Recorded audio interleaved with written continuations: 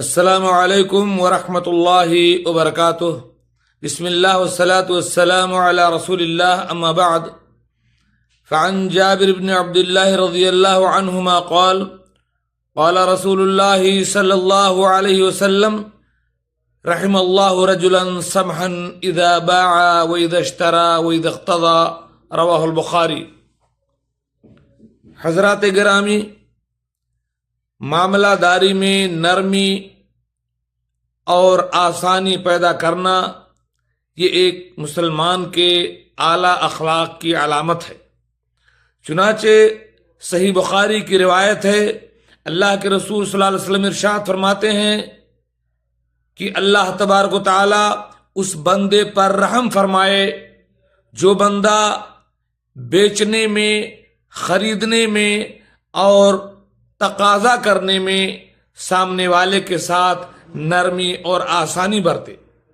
میرے بھائی اور دوستو، اس حدیث کے کئی فوائد ہیں، کئی مسائل اس میں نکلتے ہیں۔ سب سے پہلی بات، اللہ تبارک و تعالیٰ کو نرمی پسند ہے، کیونکہ اس نرمی سے معاشرے میں امن قائم ہوتا ہے، جبکہ درستی، سختی اور تیزی سے ایسے جھگڑے پیدا ہوتے ہیں جو امن و امان کو درہم برہم کر دیتے ہیں۔ دوسری چیز، لوگوں میں زیادہ جھگڑے لین دین کے معاملات میں ہوتے ہیں۔ جب ایک شخص کی غلطی کو دوسرا برداشت کرنے پر آمادہ نہیں ہوتا اور فریقین میں سے ہر ایک اپنا فائدہ دیکھتا ہے، اس لیے ان معاملات میں تحمل، برداشت اور صبر کی ضرورت ہے۔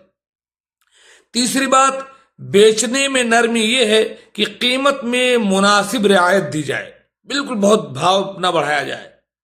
آپ کا اپنا فائدہ ہو لیکن اتنا بھاؤ نہ بڑھا دے کہ سامنے والا پک جائے۔ ادھار لینے والے کو تھوڑی مہلت دی جائے۔ اگر خریدار نامناسب حد تک رعایت طلب کرے تو جھگڑنے کے بجائے نرمی سے معذرت کر لی جائے۔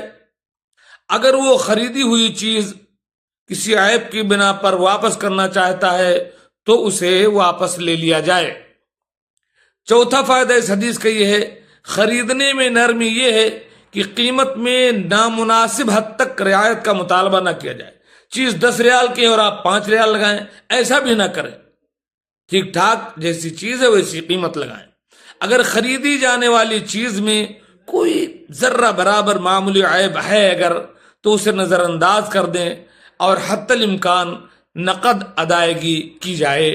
یہ خریدنے میں نرمی کی بات ہے۔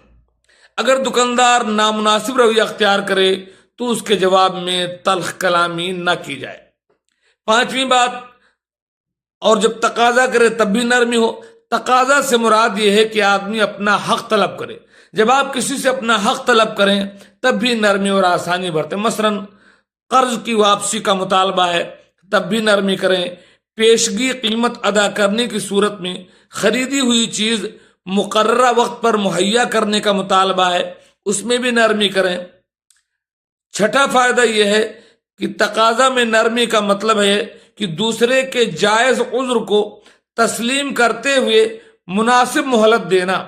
سامنے والے کے پاس اگر واقعی کوئی عذر ہے تو اسے مہلت دینا اور مطالبہ کرتے ہوئے اس کی عزت نفس کا خیال رکھنا، تلخ کلامی یا گالم گلوچ سے پرہیز کرنا۔ ساتویں بات، خوش اخلاقی بہت بڑی نیکی ہے۔ اور آٹھویں بات، خوش اخلاق تاجر کے کاروبار میں اللہ تبارک و تعالی برکت عطا فرماتا ہے۔